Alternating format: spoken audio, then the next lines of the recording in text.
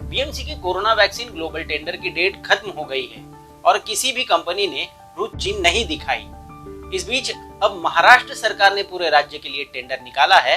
5 करोड़ टीके का टेंडर। 1 करोड़ टीकों के टेंडर के लिए कोई रुचि न आने के बाद बीएमसी ने वैक्सीन सप्लाई के लिए ग्लोबल टेंडर की समय सीमा 1 हफ्ता बढ़ाकर 25 मई तक कर दी है। बीएमसी अब नियमों में बदलाव करने के लिए भी तैयार है। हालांकि बीएमसी का कहना है कि 18 मई को पहली मियाद खत्म होने के बाद 3 कंपनियों ने स्पुतनिक वी की आपूर्ति में रुचि दिखाई है। इनमें से 2 हैदराबाद स्थित फर्म है, एक अन्य यूके की फैसिलिटेटर है। हालांकि उनके प्रस्ताव अधूरे हैं और निगम ने और दस्तावेज से मांगे हैं।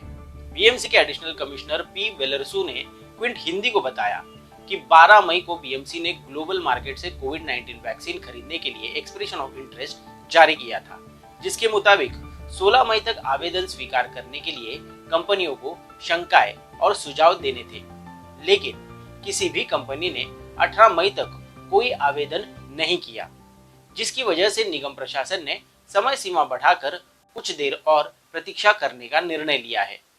नियमों को आसान बनाने की कवायद। इसके पहले विपक्षी पार्टी के पार्षदों ने बीएमसी के ग्लोबल टेंडर की कुछ शर्तों पर सवाल उठाए थे। उनका मानना था कि बीएमसी ने ऐसी शर्तें रखी है जिसमें शायद ही कोई विदेशी कंपनी रुचि दिखाए, जिसके चलते 14 मई को निगम प्रशासन ने टेंडर की शर्तों को आसान बनाने के लिए रिक्वेस्ट ऑफ डेविएशन का नोटिस दिया था।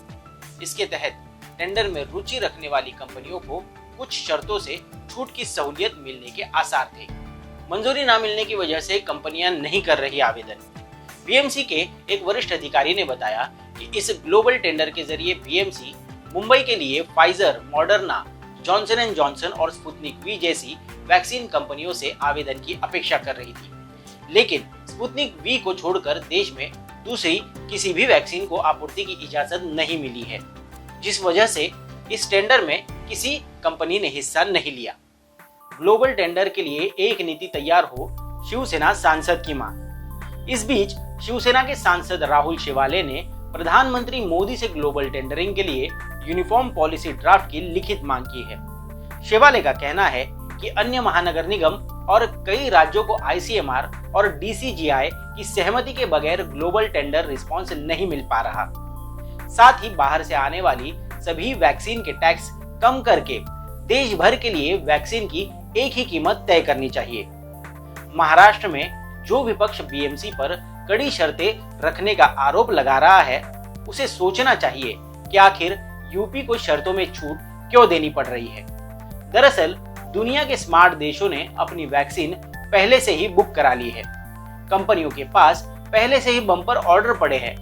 हम लेट से मार्केट में वैक्सीन मांगने उतरे हैं, ऊपर से शर्तें लगा रहे हैं। देरी क्यों हुई है, ये केंद्र सरकार से पूछना चाहिए। दूसरा सवाल ये भी पूछना चाहिए कि एक केंद्र के बजाय कई राज्य टेंडर निकालेंगे, यानी ग्राहक बढ़ेंगे तो कंपनियों को फायदा होगा या देशवासियों को।